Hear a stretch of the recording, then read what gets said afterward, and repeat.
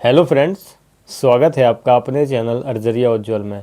हम आज बात करेंगे एनबीएस केवीएस टीयर 2 के जो रिज़ल्ट फेज वाइज आ रहे हैं, क्या उसमें कोई धांधली हुई है या धांधली नहीं हुई है। अगर धांधली हुई है तो किस प्रकार की धांधली हुई है, अगर नहीं हुई है तो किस प्रकार नहीं हुई है। पर बच्चों को क्यों ऐसा लग रहा है कि धांधली हुई है।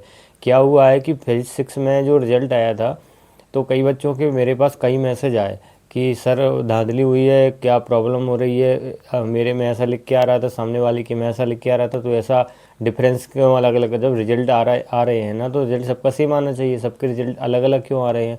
तो बच्चों का ऐसा कहना था। तो आज हम उस पर बात करेंगे कि क्या धांधली हुई है। बाकी आपका कल फेज 7 का भी रिजल्ट आया है, जिसमें टीजीटी साइंस का रिजल्ट आया है, वो आप लोगों ने देख लिया होगा। लेकिन अगर आप चैनल पर नए हैं तो चैनल को लाइक शेयर सब्सक्राइब जरूर करें। अब हम बात करेंगे कि क्या किस प्रकार की धांधली हुई है, बच्चों को क्या परेशानी हो रही है, और रीज़न चुनने में भी कई बच्चों को परेशानी हुई है। तो थोड़ी सी बात हम उस पर भी कर लेंगे कि क्या रीज़न चुनने में आपको क्या समस्याएं हो रही हैं, उस पर भी हम लोग थोड़ी बहुत चर्चा कर लेंगे। तो हम लोग बात करते हैं कि धांधली का क्या था। कि बच्चों का कहना है कि जो फेज 6 का रिजल्ट आया था तो उसमें एक लैब अटेंडेंट की भी पोस्ट पर रिजल्ट आया था। तो कई बच्चों का कहना है कि जो है कि उनने रिजल्ट देखा तो आपका सबसे पहले क्या रहता है कि रहता है रजिस्ट्रेशन नंबर लिखा रहता है पहले पॉइंट पे कॉलम में, फिर लिखा रहता है एप्लीकेशन नंबर, फिर आपकी पोस्ट, आपने किस पोस्ट पे एग्ज़ाम दिया था, फिर लिखा रहता है कि आपका सिलेक्शन हुआ कि नहीं।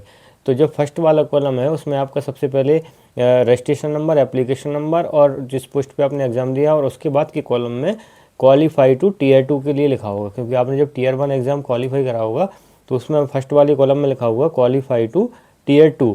अब जो नीचे वाला कॉलम आ रहा होगा टीयर 2 के लिए, जब आपने टीयर 2 का एग्ज़ाम दिया तो उसमें भी नीचे registration number same, application number और किस पोस्ट के लिए आपने एग्ज़ाम दिया था, और नीचे वाला कॉलम खाली आ रहा था। तो बच्चों का कहना है कि मेरा कॉलम खाली आ रहा है, कई बच्चों का भरा आ रहा है उसमें, बल्कि मार्क्स लिखे हुए आ रहे हैं लैब अटेंडेंट में। तो बच्चों का ये कहना है। तो अब आपको ये बता दें कि आपने क्या है कि आप थोड़ा बहुत समझ नहीं पाए इस चीज़ को।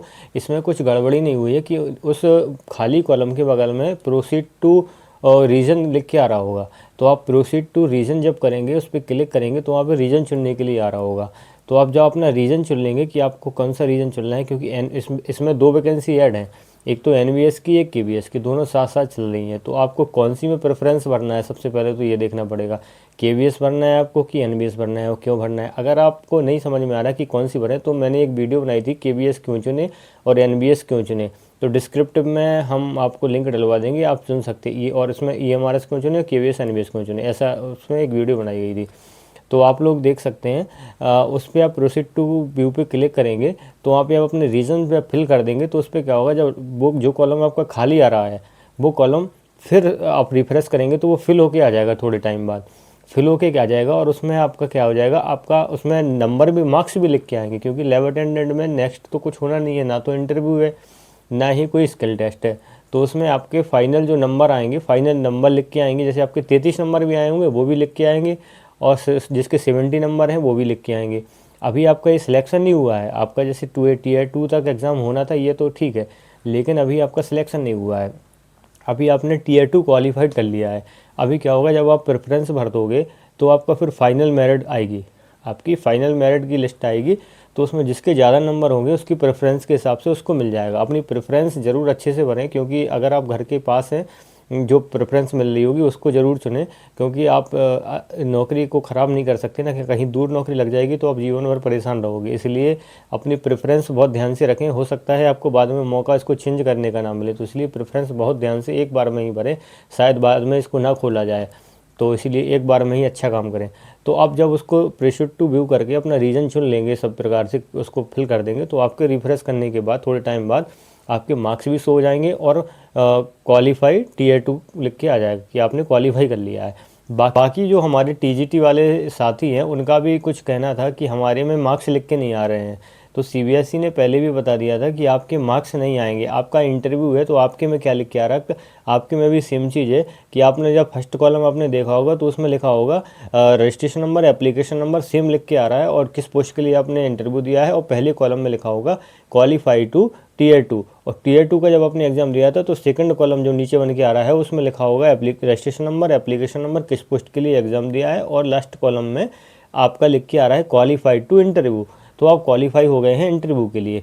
अभी लेकिन आपके साइड में एक ऑप्शन भी लिख के आ रहा होगा प्रोसीड टू व्यू का, जो लैब अटेंडेंट वाले में भी लिख के आ रहा, वो आपके में भी लिख के आ रहा होगा। तो आप उस पर क्लिक करके आप वहाँ पे अपना रीजन फिल करें। ऐसे देखो, रीजन दोनों में लैब अटेंडेंट वालों को भी फिल करना है, रीजन आपको भी फिल करना है। और रीजन आप भी बहुत ध्यान से फिल करें, क्योंकि आप जानते हैं कि केबीएस एनबीएस में आपको तमिलनाडु से लेके जम्मू कश्मीर तक कहीं भी स्कूल मिल सकते हैं।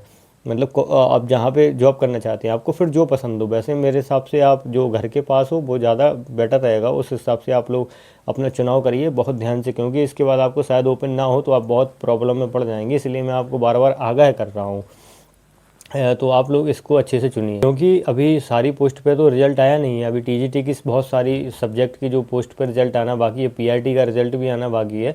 तो सभी में ऐसा ही होगा। तो ये आप आगे तक पहुंचा सकते हैं। ये वीडियो जिन लोगों को क्लियर नहीं है उनको इससे क्लियर हो जाएगा कि जब तक आप प्रोसीड टू व्यू नहीं करेंगे, अपना रीजन नहीं चुनेंगे, तब तक वो आपका जो सेकंड वाला कॉलम है टीए 2 का जो आपने एग्ज़ाम दिया था, उसमें जो लास्ट कॉलम है वो आपका फुलफिल होकर नहीं आएगा। उसमें आपका आ रहा होगा क्वालिफाइड टू इंटरव्यू। तो अब जब इंटरव्यू हो जाएगा आपका, जो फाइनल इंटरव्यू की डेट आ जाएगी, आपका इंटरव्यू हो जाएगा।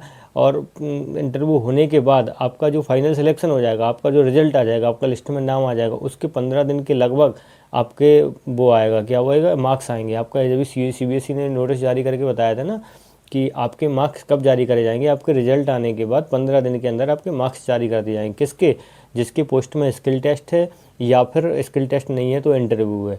तो मतलब जिसके में टीयर 2 के एग्ज़ाम के कुछ ना कुछ है, उसका 15 दिन के बाद फाइनल रिजल्ट के बाद मार्क्स जारी करे जाएंगे। और लेकिन जिसके में नहीं है, जैसे लैब अटेंडेंट, तो उनका क्या है कि अभी फाइनल सिलेक्शन नहीं हुआ, नंबर सबके आ रहे हैं फुल। आप जब प्रोसीड टू व्यू करके कर देंगे तो आपका फुलफिल होके आ जाएगा सेकंड वाला बॉक्स, और नंबर सबके आ रहे हैं। लेकिन फाइनल मेरिट बनेगी आपके प्रेफरेंस के हिसाब से। जिसके ज़्यादा नंबर होगा उसको पहले उसके प्रेफरेंस के हिसाब से स्कूल कॉलेज जो भी है वो मिल जाएगा। बाकी मैंने केवीएस और एनबीएस की ऑथेंटिक कट ऑफ की एक वीडियो बनाई थी, उसको मैं डिस्क्रिप्शन में पिन करवा दूंगा। एक ईएमआरएस की भी ऑथेंटिक कट ऑफ की वीडियो बनाई थी, उसको मैं डिस्क्रिप्शन में पिन करवा दूंगा। इसके अलावा आपको कोई वीडियो देखने की ज़रूरत नहीं है कट ऑफ से संबंधित। अगर आपको देखना है तो आप इनको देख सकते हैं।